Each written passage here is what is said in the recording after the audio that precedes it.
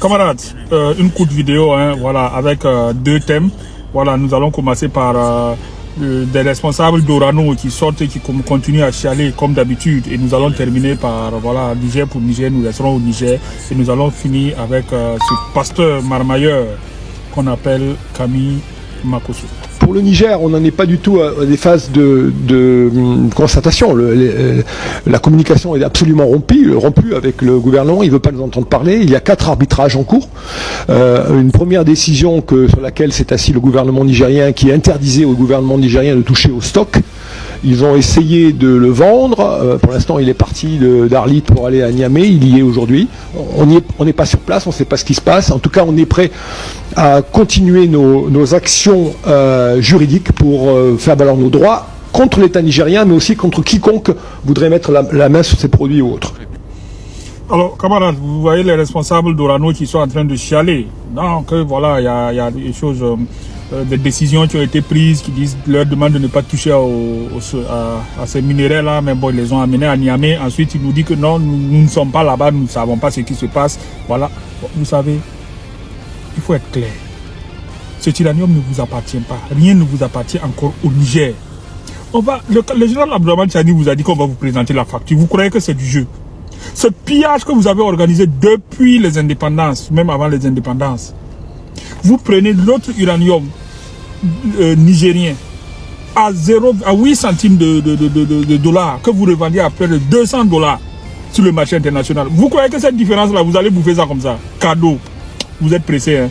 On n'est pas dans ça. Vous allez payer. On va vous présenter la facture. Ça, c'est clair. J'aimerais que vous sachiez, vous, gars de Orano, voilà, qui est en même temps la France, il faudrait que vous compreniez que vous ne pouvez que chialer. Et vous allez juste continuer à chialer. Parce que, chez nous, là, ce qu'il y a dans notre sous-sol, là, c'est pour nous. Et c'est nous aussi, on a le droit. Nos enfants aussi ont le droit de manger 3 fois par jour. Nos enfants aussi ont le droit à l'éclairage. Nos enfants ont le droit d'être comme vos enfants.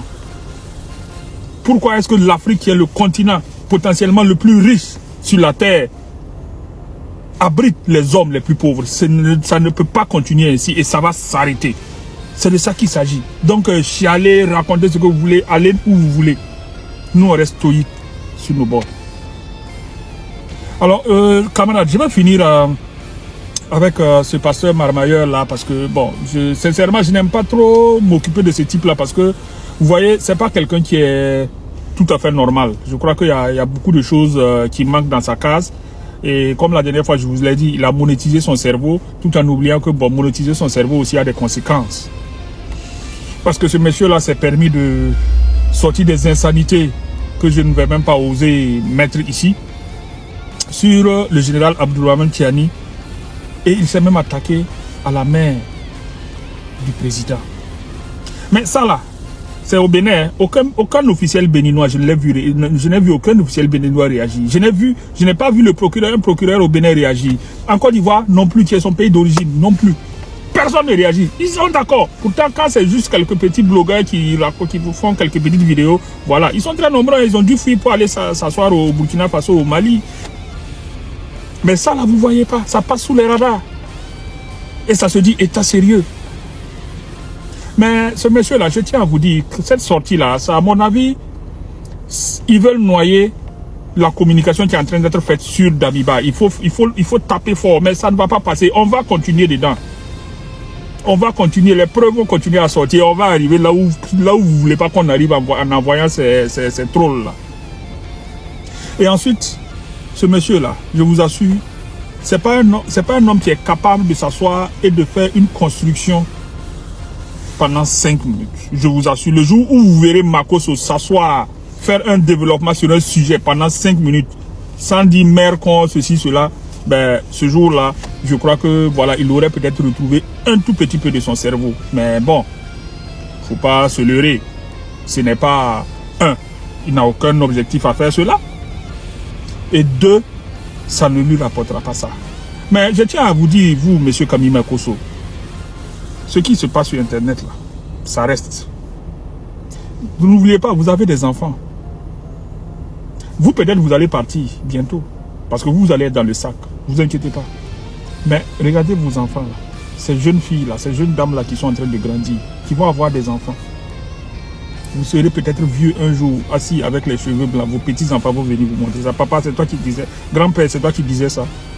Tu n'auras que la honte de la terre. C'est de ça qu'il s'agit.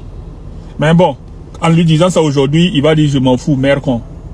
Mais le temps est l'autre nom de Dieu. Alors camarades, restons concentrés. Les enfoirés comme Camille Makosso ne sont pas capables de nous détourner de notre objectif. Restons focus et concentrés. Nous vaincrons. Pas l'habitude de faire des vidéos pour attaquer des gens comme Makosso, mais aujourd'hui j'ai un message pour lui. Oui, monsieur Makosso, c'est avec tout le respect que je vous dois que je vous dis ceci. Où est passé le droit d'aînesse? Où est passé le respect de l'Africain? Où est passé l'éducation de base?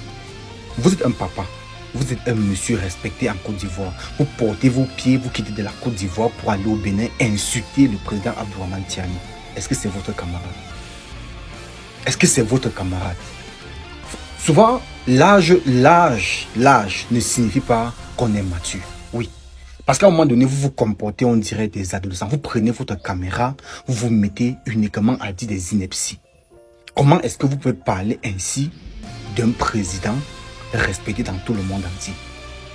Moi, ça fait tout le respect que moi je voudrais que je vous ai. Je suis un petit frère. Je ne vous connais pas, vous ne me connaissez pas, c'est vrai. Mais moi, je vous respecte beaucoup. Je vois, vous avez fait des grandes choses. Vous avez fait des choses avec grandeur, oui. Ça, je respecte ça énormément. Mais ça ne vous permet pas autant.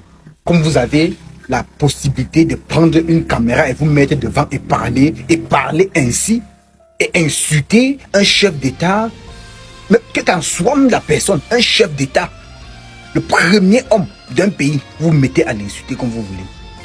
Et quand on vous parle, vous dites que c'est parce que les gens ont insulté votre président, les gens... Est-ce que c'est parce que certaines personnes ont mal parlé de son excellence M. Ouattara que vous avez le droit de parler ainsi du président Tiani? Et si portez plainte contre vous, pour des mots que vous avez lancés là, est-ce que vous êtes capable de gérer le retour? Oui, c'est une question que je vous pose. Vous comprenez un peu? Le fait qu'on est âgé ne signifie pas qu'on est mature. Respectez-vous, respectez vos enfants. Désolé ce que je vous dis, excusez-moi ce que je vous dis, mais je parle de ma pensée. Je suis libre de penser, n'est-ce pas? Oui, c'est mon conseil à vous, grands frères. Prenez-moi comme un petit frère. Abonnez-vous pour les nouvelles, partagez la vidéo. Bonjour à tout le monde. J'espère que vous allez bien. Et je voudrais parler sur Makosso. Ce qu'il vient de faire. Vous savez, il a insulté notre président. Déjà, je peux dire que c'est quand tu n'as pas de respect pour tes propres parents que tu vas insulter le parent d'autrui.